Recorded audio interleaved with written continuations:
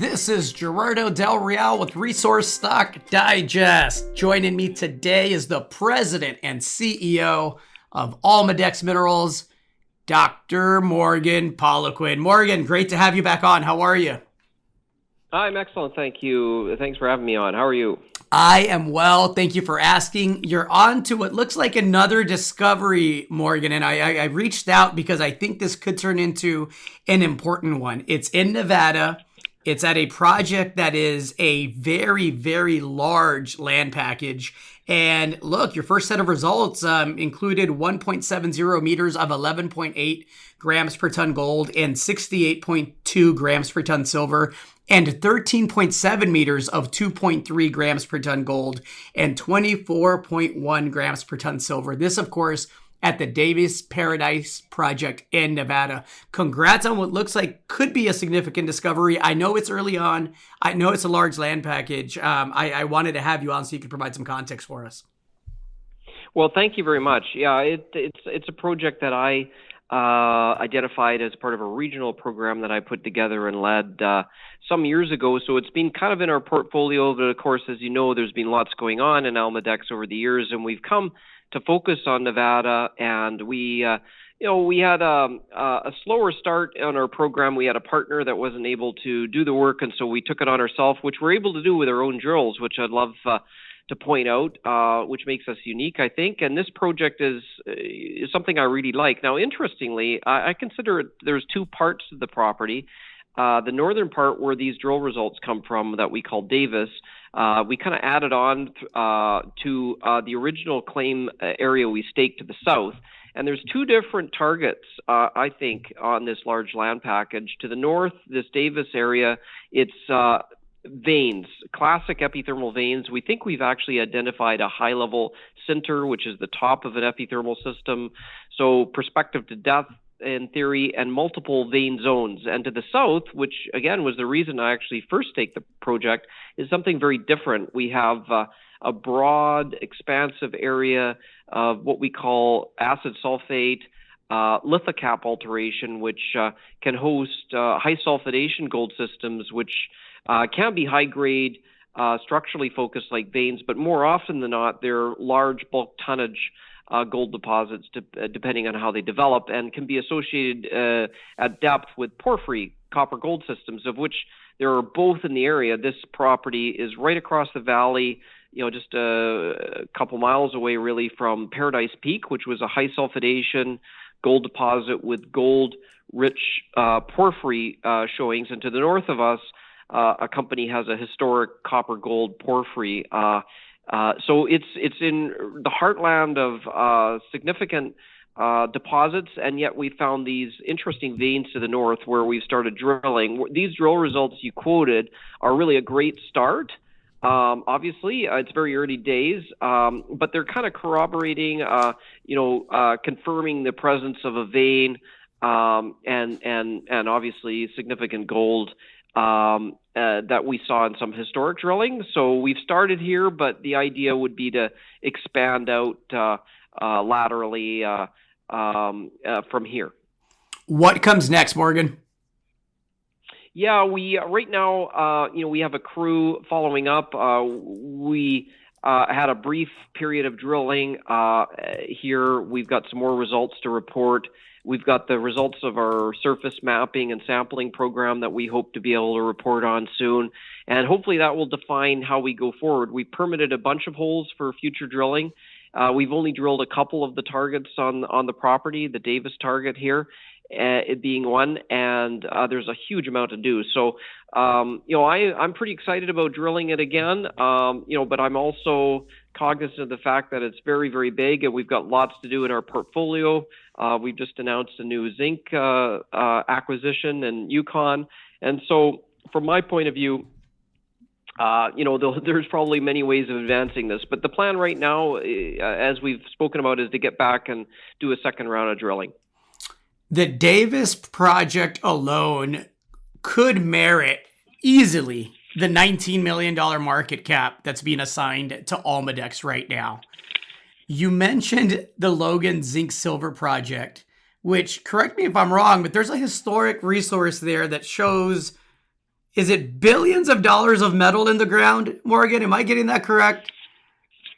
Well, the gross value of the Logan project. I mean, there's a lot of zinc there, and of course, we haven't. There's been historic resources, but there hasn't been, an up-to-date economic study, so we can't say, the overall economics right now. But what we can say is that, yeah, there's a significant historic resource, and we're working right now on updating that and making it current. But you're right. I mean, the historic resource was pretty significant, and it's what I can say is it's a broad zone. It comes to surface, and it's for the Yukon. It's in pretty good infrastructure.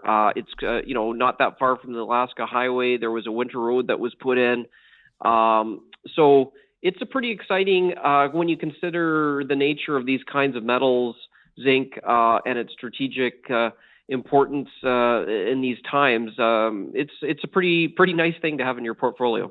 And just to be clear, the historic inferred resource that was prepared in 2012 showed 42.7 million tons with average grades of 2.76% zinc and 12.89 ppm silver. You mentioned owning the drills. We talked about the Davis Paradise project. We talked about Logan. We talked about the tiny $19 million market cap. What's the cash position look like? Yeah, at the end of the last quarter, it was the same as the end of the previous quarter, which is 17.2, I think it was, million Canadian dollars. And of course, we have through our projects, but principally our third-party drilling contracts that are in Nevada and Mexico, where the drills are, we're able to be cash flow neutral or with our exploration. So that puts us in a really unique situation. We have a lot going on in the company, and I think that kind of confuses people sometimes because they want something simple. But this is the good kind of complicated. We have cash, we have cash flow, we have a portfolio of royalties that we haven't discussed, on some of which are a feasibility study, like the Ixtaca deposit or the newly discovered El Cobre copper gold porphyry in Mexico. We have the properties you mentioned, as well as several others, joint venture project porphyry in Nevada, gold projects in British Columbia. But we also have the engine that kind of developed all of these things, which is our prospect generation skills. And we've been pretty burdened by a lot of projects for a few years, but we have some great ideas. And really, it's getting that engine working again. The Davis property takes a lot of our attention, as it should, and Logan will too, but we really want to be generating these assets by prospecting again, and that's my forte. That's what I do. So I see going forward a company that has the resources. We sold part of our cash position comes from selling a royalty last year, and it was a great opportunity, and we took it. So we actually have the internal resources in theory to fund our exploration, and we've proven that the last few quarters with our drilling operations alone. So it's an exciting time, tough markets, but we've got good projects and a significant asset base, which is diverse, not only across different interests like royalties, property interests, and the ability to generate new assets. But also in terms of commodities, zinc, silver, copper, gold, gold, silver. So there's quite a range of things that we have exposure to. So just to make sure I'm understanding the investment thesis here, you can buy the company for basically cash and get the drills for free, the royalties for free, the gold for free, the zinc for free, the copper for free. Oh, and you're cash flow positive most quarters. Is that accurate? Well, I think that's a reasonable assessment of where we're at right now. Yeah, the last few quarters we've been cash flow neutral or positive, despite exploring and drilling and whatnot, and we've got a diverse range of assets, and we hope to add to them. Quite frankly, and so.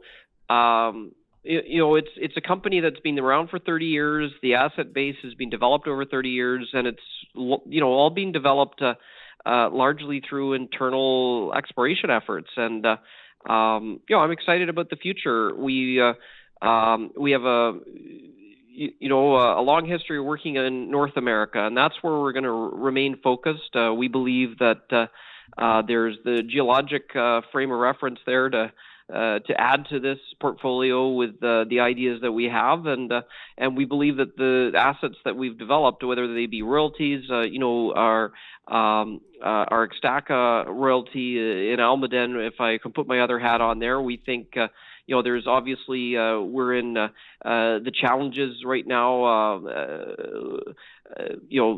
title and some legal and permitting challenges there, as everyone knows. But that's a tremendous asset that we're exposed to. So we believe that we have the capacity to add to these assets. But in the meantime, the asset base is there in the company. So.